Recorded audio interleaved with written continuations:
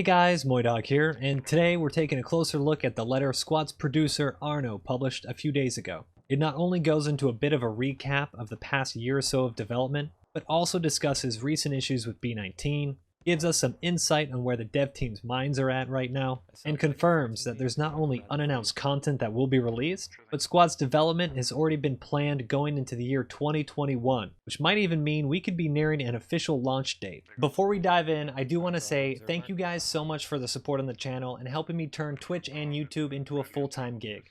It's pretty crazy that this little hobby of mine turned into an actual job that can support my family, so I appreciate all of the support thus far. For those of you who have also asked and reached out how you can support the channel further, I've created a Patreon with the link down below.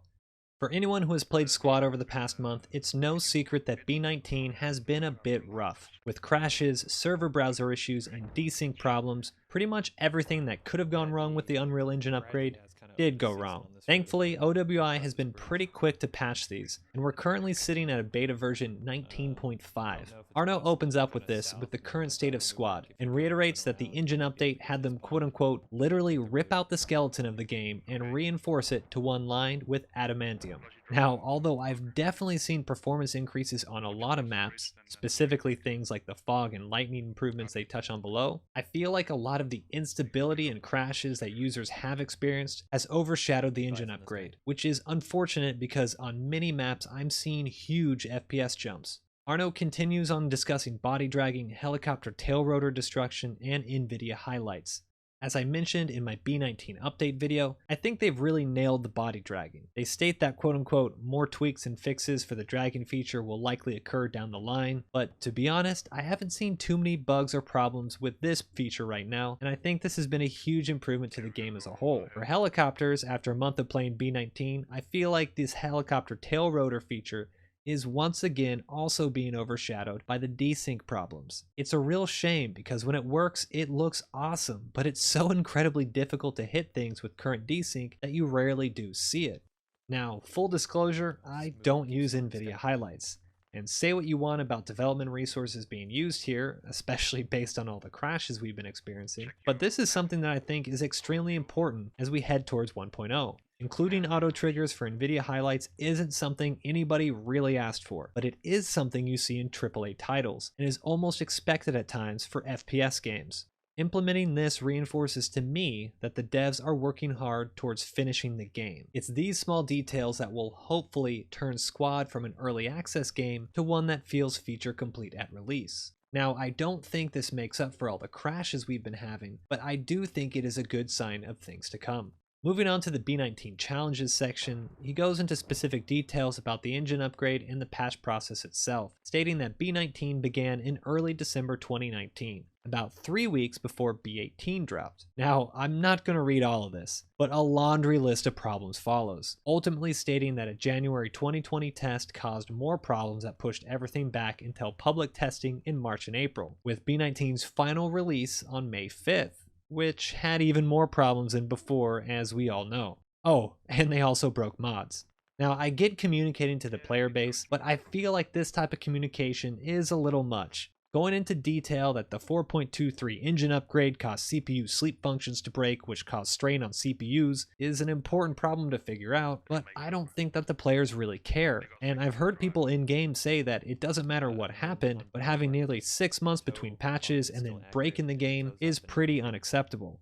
Now that take might be the right one, and it might be a common feeling right now among a lot of players, but I think what the devs are trying to say here is that upgrading a game engine isn't like upgrading your Steam client. You don't just get an update, restart Steam, install it, and you're good to go. There are a lot of moving parts here, and many things just simply broke in Unreal Engine. Other things don't just simply break, but have to be completely remade to even begin to function properly. In my opinion, they're saying a lot here to get the point across that this was a huge hurdle for them, and that they had the best intentions, but here's all the problems they ran into. Here are the ones they fixed, and they're sorry they messed up. I don't necessarily agree with writing every single technical detail, but despite all the issues we've run into in B19, the game is in a really fun state. Body dragging is great, helicopters actually feel good, and for the most part, the game is so much more optimized than it has been in the past. I can see the light at the end of the early access tunnel, and it's looking really good. We're also getting some insight on how the dev team will be working with patches in the future. I think it's interesting that they highlighted releasing updates within shorter periods, because I've heard a lot of players complaining about the long wait times between B18 and B19. To their credit, for the past year, up until the B18 B19 update, we were getting patches every 6 weeks or so. The way I'm reading this is that instead of giant sweeping patches like we've seen in the past, we'll be getting incremental ones like the B19.1, .2, .3, and so on. I don't know if this is necessarily better than a huge patch drop, but I do appreciate them letting us know what to expect, so that way we're not just waiting 4, 5, 6, 10 weeks until we know what patch is coming. This type of transparency is definitely appreciated.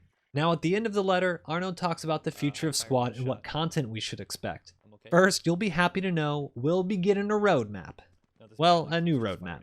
I'm guessing it will fit somewhere between Beta 1 and version 1. Specifically, Arno states that there's unannounced new content to come, with Squad's development extending into 2021. To me, this reads that we may have a potential release date early next year, since the only real features we are missing at this time are Fallujah and the Middle Eastern Alliance, which were leaked a couple months ago, and 100-player servers. Now, take this all with a grain of salt since we're just guessing here, but if I were to guess, I'd place a Squad release date for somewhere spring 2021, which is pretty exciting. One thing that did catch my eye is that the letter mentions a new map, but also talks about how good Fallujah is looking. To me, this almost makes it seem like there's a new map apart from Fallujah, which could be supported by the fact that they have started working on more than one new faction. We know that Middle Eastern Alliance is confirmed, but does this also mean that the Marine Corps will be in Fallujah, or are they talking about something completely different? Now, it would make sense for the Marines to be included based on how the map was in Project Reality, but we haven't seen any assets or leaks on them, and the map leak we did see on Fallujah didn't have any Marine assets and only had the US Army and the insurgents on the map layer itself.